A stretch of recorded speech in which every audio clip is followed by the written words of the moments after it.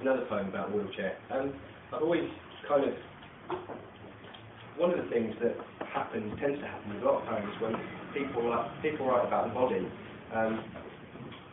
they like to write about metamorphosis.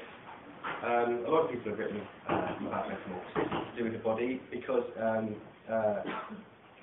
in order to express the pains and difficulties sometimes of the bodily experience, transformations are a good technique.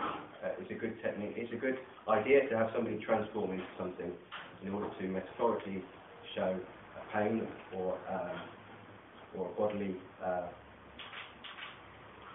malfunction, or in terms of disability, I think that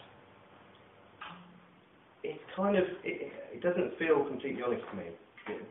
The whole thing about metamorphosis is, it works wonderfully poetically, but doesn't feel completely human to me.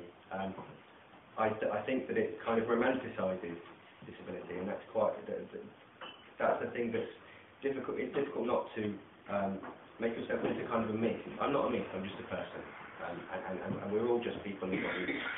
And I think art often mythologises things that are actually fairly plain. So this poem it has a big transformation in it, in a sort of mythical way, but it's kind of deep, and it sort of takes the mickey slightly out of the idea of that kind of poem.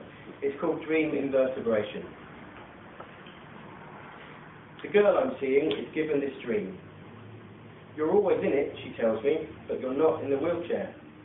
I ask why. She replies, it's undergoing correction in the workshop.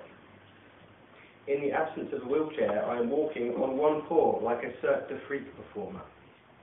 My legs fuse to form a scorpion tail, rainbow over my itchy, flaky scalp in a way they couldn't, of course, not even over a sofa. I quiz her on further matters, maybe less conducive to this telling, only she's trying to fiddle the door lock with a feather, I guess in the fear that I might otherwise sting her.